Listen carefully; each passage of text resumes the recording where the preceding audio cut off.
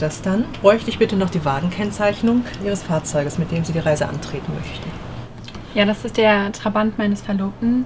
IZA 28. IZA 28. PKW, Name, Steger, Peters. Gut. Haben Sie die Zulassungsbescheide des zuständigen Bezirksamtes Ihres Personalrates bei? Ja, natürlich. Das sind die beiden Formulare hier. Okay.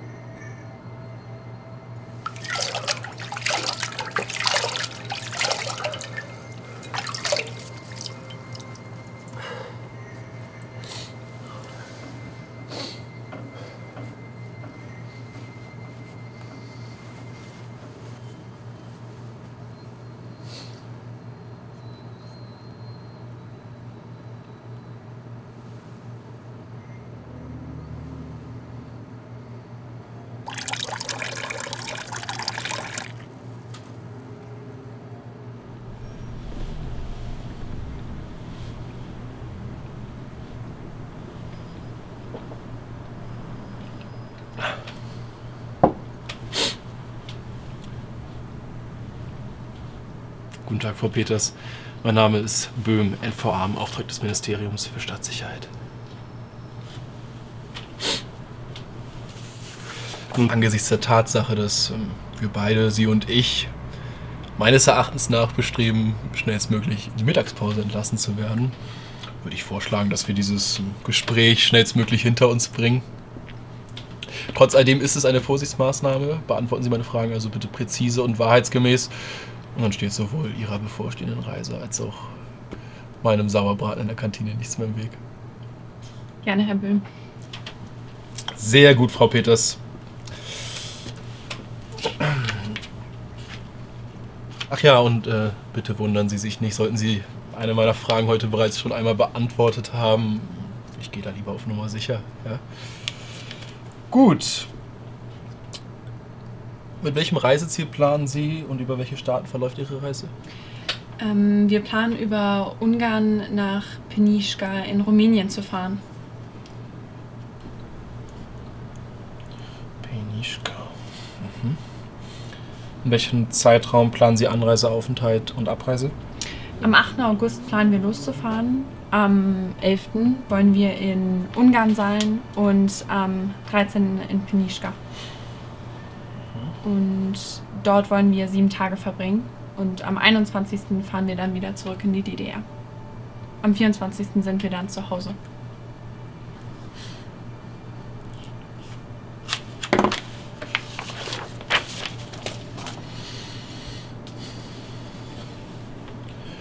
Ich nehme an, Sie fahren mit dem PKW? Korrekt. Und mit welchen anderen Personen treten Sie die Reise an? Nur mit meinem Verlobten, Bernd Steger. Bernd Steger. Gut, Frau Peters. Damit wäre der Großteil schon erledigt. Haben Sie Familie im Ausland? Eine Schwester. Sie wohnt in München. München. Gut, ist notiert. Wie war Ihr bisheriges Verhältnis zu Ihrer Schwester? Ich hatte fast gar kein Verhältnis zu ihr. Wir sind uns als Kinder begegnet, aber sie ist mir quasi unbekannt.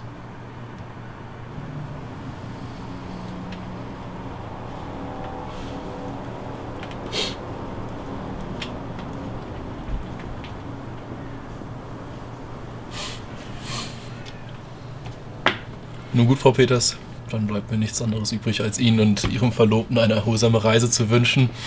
Also ich beneide Sie ja sehr. Ich war selber mit meiner Familie vor 2 Jahren in Penischka. Und was soll ich sagen? Traumhafte Landschaften, wunderschön. Ich kann Ihnen sehr empfehlen, den Lakul Prisaka. Der Lakul Prisaka, toller Badesee, sehr empfehlenswert.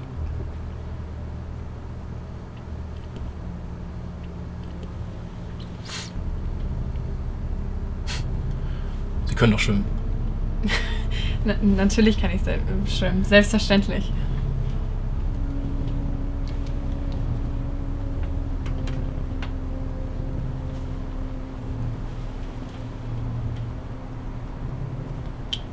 Wie gut können Sie schwimmen, Frau Peters? Nicht sehr gut, nur die Grundlagen. Also Brustschwimmen. Brustschwimmen, ja. Wieso fragen Sie? Ach, eine Vorsichtsmaßnahme. Wissen Sie, Frau Peters, die See in Rumänien ist rau und der Grund liegt tief und das Wasser ist schwarz. Nicht auszumalen, was passiert, wenn ein Nichtschwimmer diese Gewässer betritt.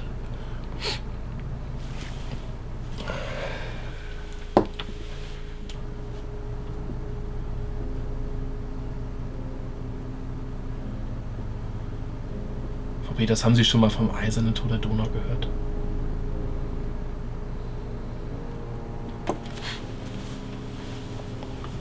Nun, das eiserne Tor der Donau ist ein Engpass des Flusses nahe des Ortes Guruvai. An dieser Stelle ist der Fluss nur ca. 200 Meter breit, aber die Strömung so reißerisch und stark, dass sie alles und jeden mitzieht in den Tod.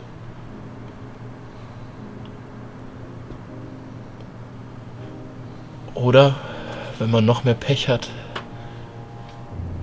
gen Westen.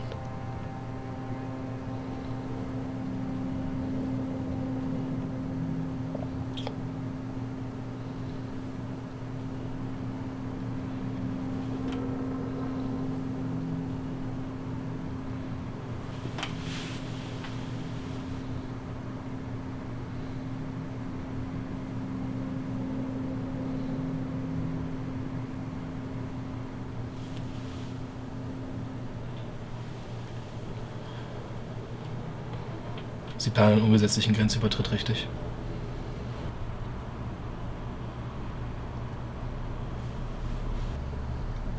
Sie planen die Flucht per Wasser am eisernen Tor der Donau, richtig?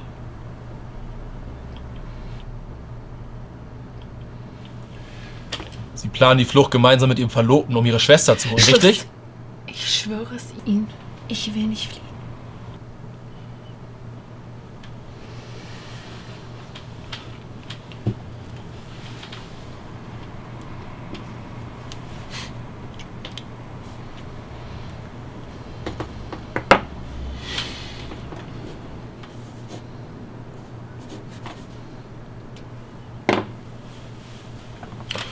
Gut.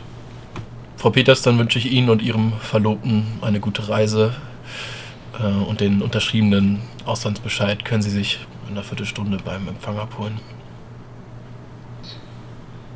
Auf bald.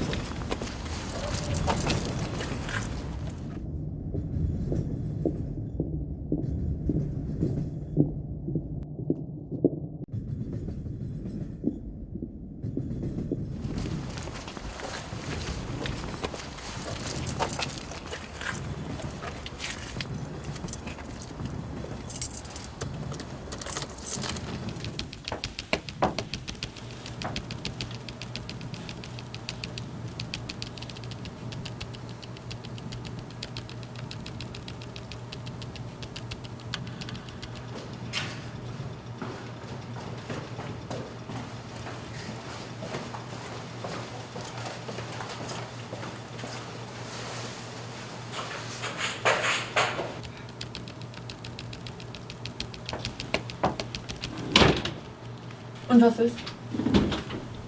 Ich glaube, sie haben es geschluckt. Aber das kann sich schon bald ändern. Er meinte, sie werden Angehörige der Staatssicherheit zum Tor schicken.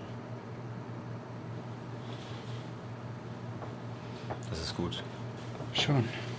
Aber sie hatten viel mehr Informationen über dich, als wir vermutet haben. Sie werden sehr bald Männer auf dich ansetzen.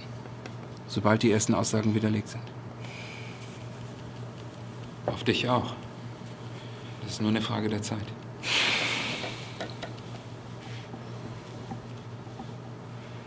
In 2 Wochen werdet ihr nicht mehr unbeobachtet rausgehen können. Vielleicht auch früher. Hätte ja keiner ahnen können, dass sie Boehm auf euch einsetzen.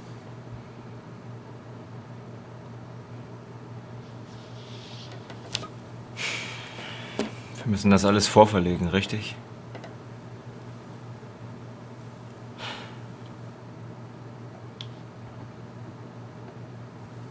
Heute Nacht. Was? Wir müssen heute Nacht fliehen. Es sind 1, 2 Grad draußen. Das schaffen wir niemals ans andere Ufer. Ich weiß aber, vielleicht ist genau das unser Vorteil. Niemand rechnet damit, dass wir zu dieser Jahreszeit übers Wasser wollen. Ich stimme ihr zu. Im Juli, August sind mehr Grenzposten an der Elbe eingesetzt. Ihr werdet von der Stasi beschattet. Das wird unmöglich sein.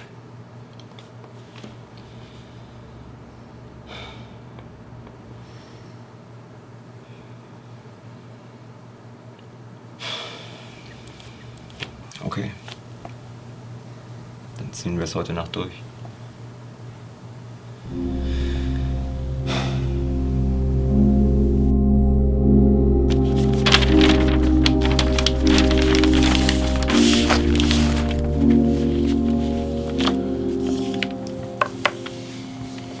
Wir fahren über Perleberg, Göhlen, Marlies und vor Neukalis stellen wir den Trabi ab und gehen zu Fuß weiter bis Rüterberg.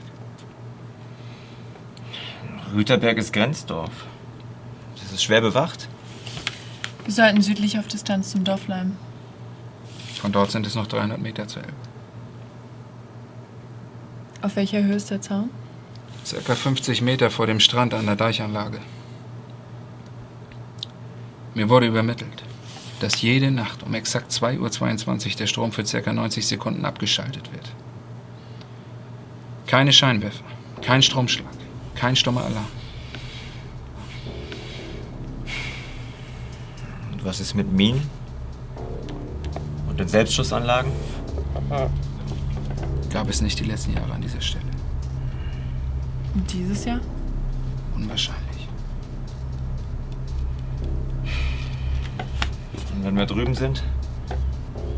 So schnell wie möglich zum Wasser und schwimmen. Wie weit? Circa 250 Meter. Wir werden aber länger brauchen. Die Strömung ist sehr stark. Wenn alles klappt, kommen wir zwischen Damnatz und Landsatz am anderen Ufer an.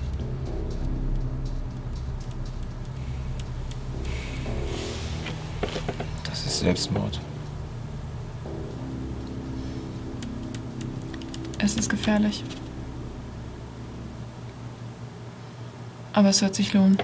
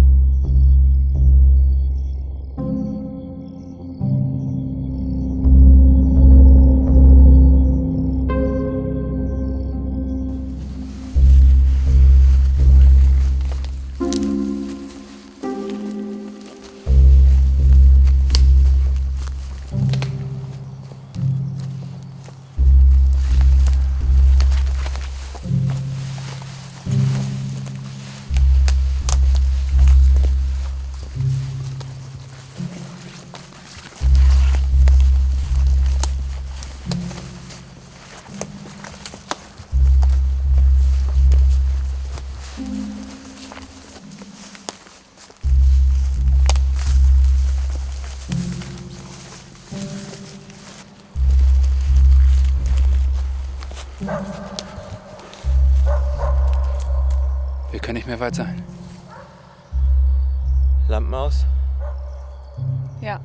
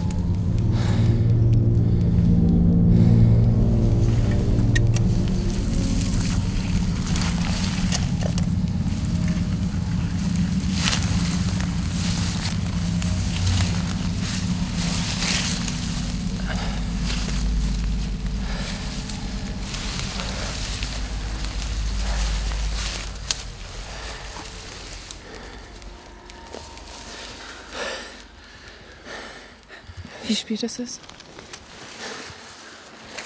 10:02. 2:21 Uhr geht's los. Vorher bleiben wir in Deckung.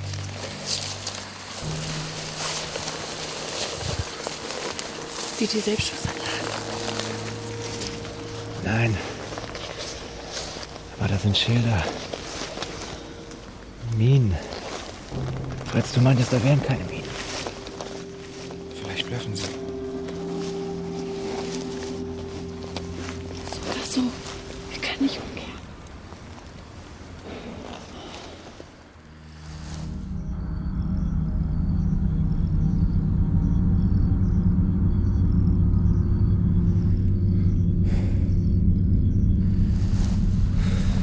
Haltet euch bereit.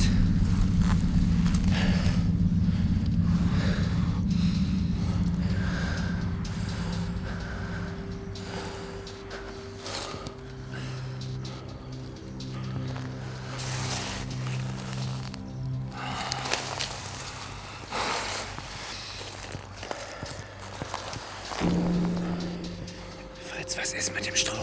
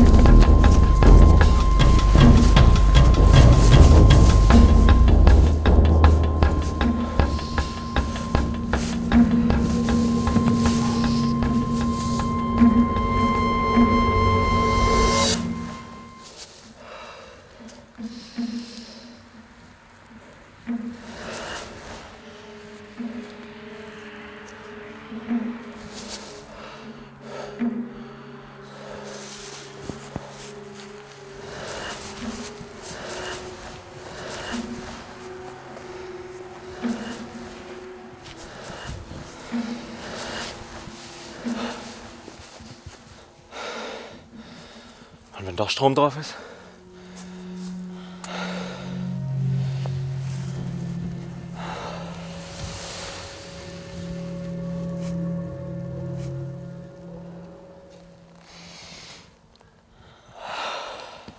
Okay, schnell.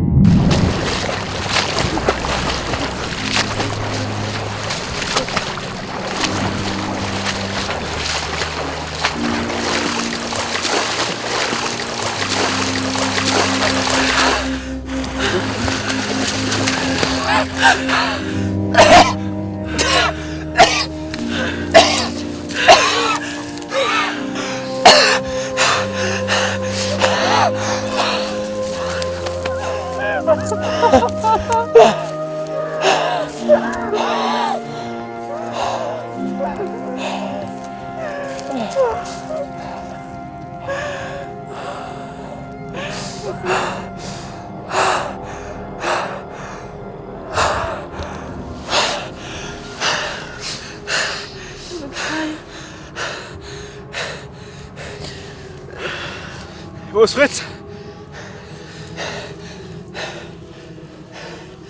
Ich dachte, er wäre bei dir.